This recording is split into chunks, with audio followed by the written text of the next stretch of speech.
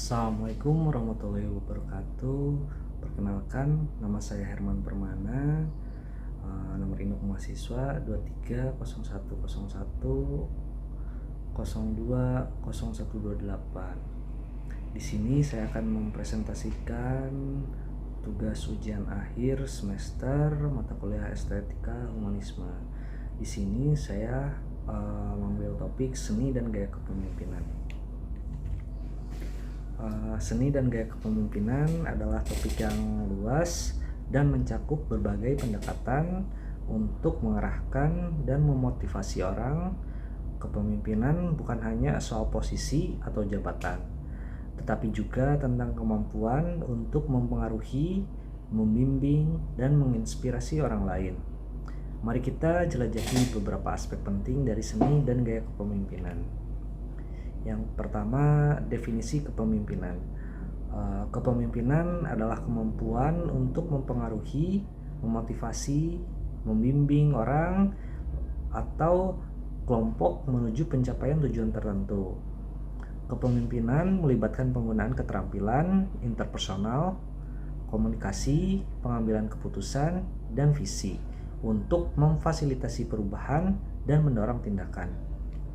Seorang pemimpin dapat memegang posisi formal dalam suatu organisasi atau komunikasi, tetapi kepemimpinan juga bisa muncul secara informal berdasarkan pengaruh dan keahlian individu. Kepemimpinan bukan hanya tentang memberi perintah, tetapi juga tentang mendengarkan, memahami, dan bekerja sama dengan orang lain. Pemimpin yang efektif tidak hanya memfokuskan diri pada hasil, tetapi juga pada proses dan kesejahteraan orang-orang yang mereka pimpin. Mereka harus mampu beradaptasi dan membuat keputusan yang mendukung keberlanjutan dan pertumbuhan organisasi atau kelompok. Yang kedua, ada seni kepemimpinan. Kepemimpinan sering dianggap sebagai seni karena melibatkan kreativitas, intuisi, dan keterampilan interpersonal yang halus. Berikut beberapa elemen seni dalam kepemimpinan. Yang pertama ada komunikasi efektif, yaitu kemampuan untuk menyampaikan visi, misi, dan tujuan dengan jelas dan meyakinkan. Yang selanjutnya ada membangun hubungan, yaitu membangun hubungan kepercayaan dan hubungan positif dengan tim atau pengikutnya. Yang selanjutnya ada pemberdayaan, yaitu memberikan ruang dan dukungan bagi individu untuk mengembangkan keterampilan dan mencapai potensi penuh mereka. Yang selanjutnya ada pengambilan keputusan, yaitu membuat keputusan yang bijaksana bahkan dalam situasi yang kompleks atau penuh tekanan.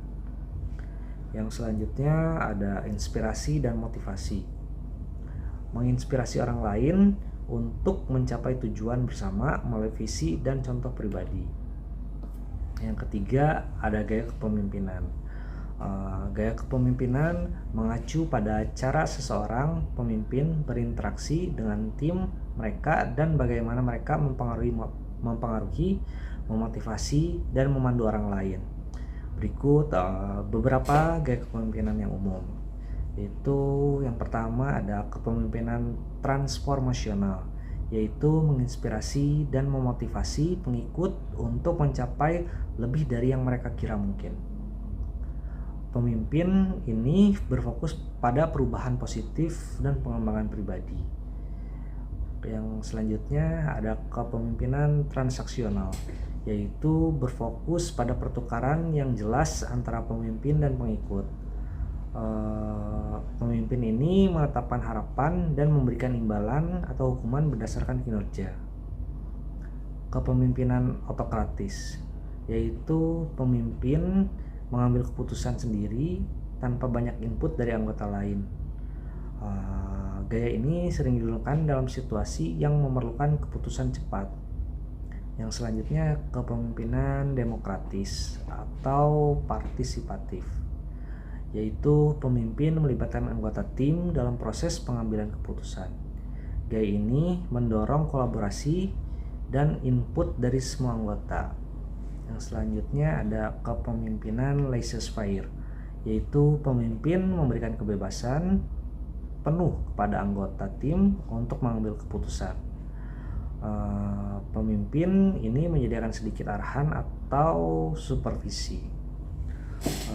Selanjutnya, kepemimpinan karismatik, yaitu pemimpin menggunakan pesona dan kepribadian yang kuat untuk mempengaruhi dan menginspirasi orang lain.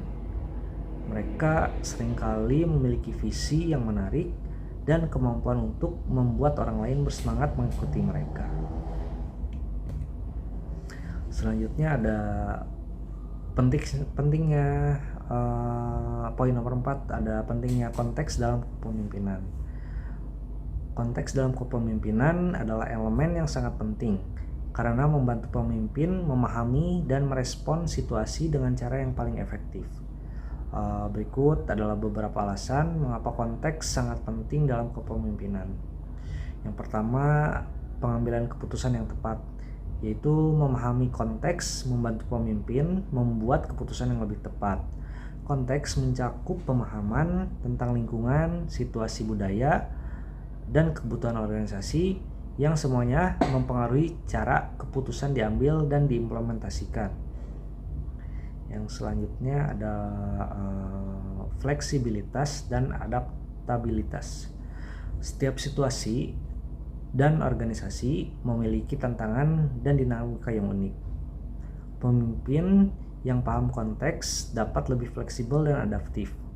Mereka menyesuaikan gaya dan pendekatan mereka untuk memenuhi kebutuhan spesifik dari situasi yang dihadapi. Selanjutnya yaitu komunikasi yang efektif.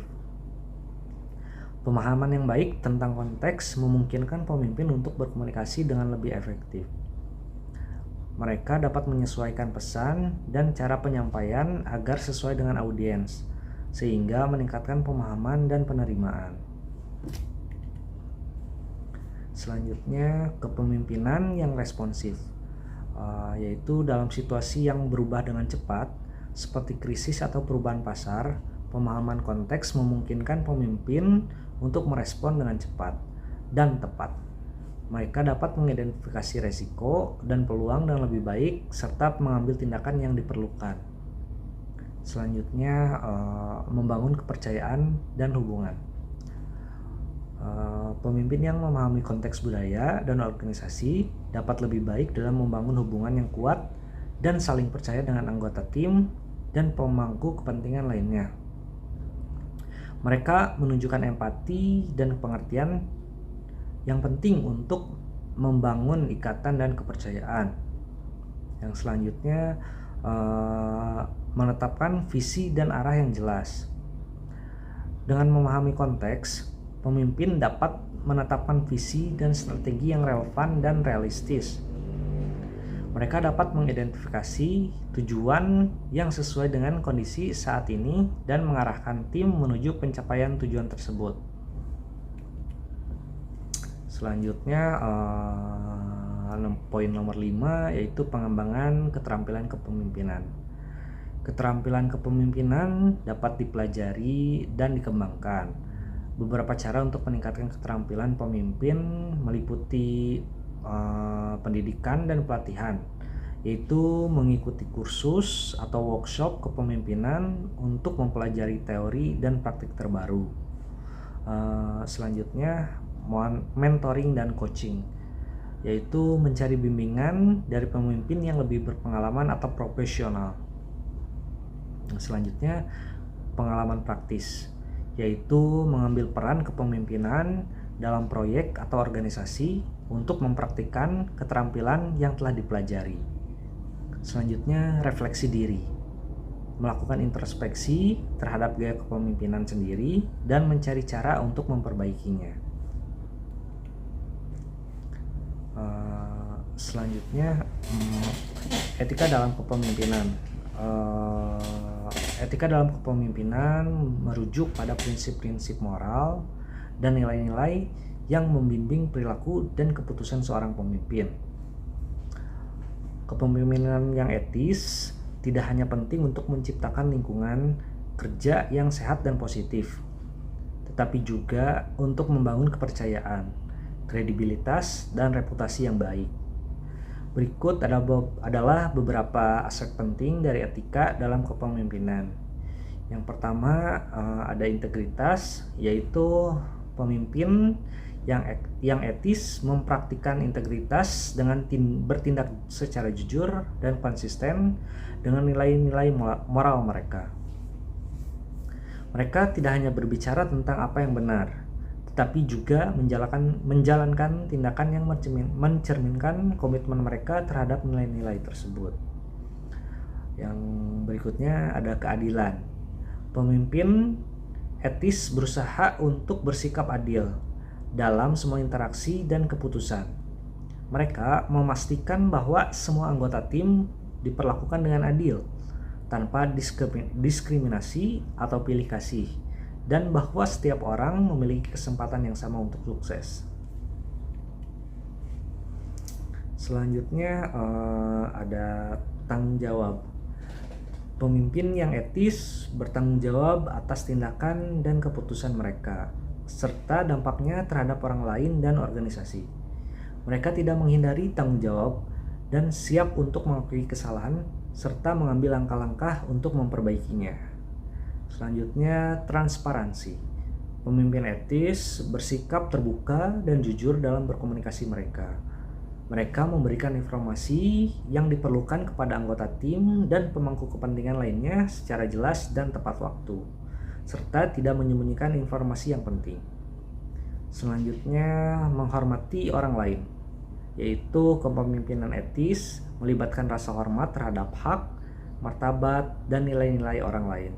Pemimpin yang etis menghargai pendapat dan kontribusi setiap individu dan menciptakan lingkungan di mana semua orang merasa dihargai dan didukung. Selanjutnya, pengambilan keputusan yang beretika. Pemimpin harus mempertimbangkan implikasi moral dari keputusan mereka dan bagaimana keputusan tersebut mempengaruhi orang lain. Mereka harus berusaha untuk membuat keputusan yang tidak hanya menguntungkan secara ekonomi, tetapi juga secara etis. Poin 7 ada tantangan dalam kepemimpinan. Kepemimpinan menghadirkan berbagai tantangan yang dapat menguji kemampuan, ketahanan, dan nilai-nilai seorang pemimpin. Berikut adalah beberapa tantangan umum yang sering dihadapi oleh para pemimpin. Yang pertama, kompleksitas dan perubahan cepat.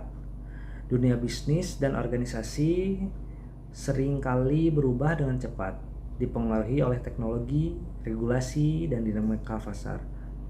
Pemimpin harus mampu mengelola kompleksitas ini, beradaptasi dengan cepat, dan memimpin tim melalui perubahan tanpa kehilangan arah. Selanjutnya ada pengambilan keputusan. Pemimpin sering dihadapkan pada situasi yang membutuhkan keputusan sulit, terkadang dengan informasi yang tidak lengkap atau dalam waktu yang terbatas. Pengambilan keputusan yang baik memerlukan keseimbangan antara analisis rasional dan intuisi, serta pertimbangan dampak jangka pendek dan jangka panjang. Pengelola tim yang beragam, yaitu tim yang terdiri dari individu dengan latar belakang, budaya, dan keahlian yang beragam, bisa menjadi tantangan tersendiri. Pemimpin harus mampu mengelola perbedaan ini untuk menciptakan sinergi dan memaksimalkan potensi setiap anggota tim, sambil menghindari konflik yang mungkin merugikan. Komunikasi yang efektif, yaitu komunikasi yang jelas dan efektif, sangat penting dalam kepemimpinan. Tantangan komunikasi termasuk menyampaikan visi dan misi dengan cara yang mudah, mendengarkan dengan baik, serta menangani informasi, dan kesalahpahaman. Selanjutnya, mengelola konflik. Konflik tidak dapat dihindari dalam lingkungan kerja. Pemimpin harus mampu mengelola dan menyelesaikan konflik dengan cara yang konstruktif, menjaga harmoni dalam tim, dan memastikan bahwa perbedaan pendapat tidak dapat mengganggu produktivitas moral tim. Yang selanjutnya,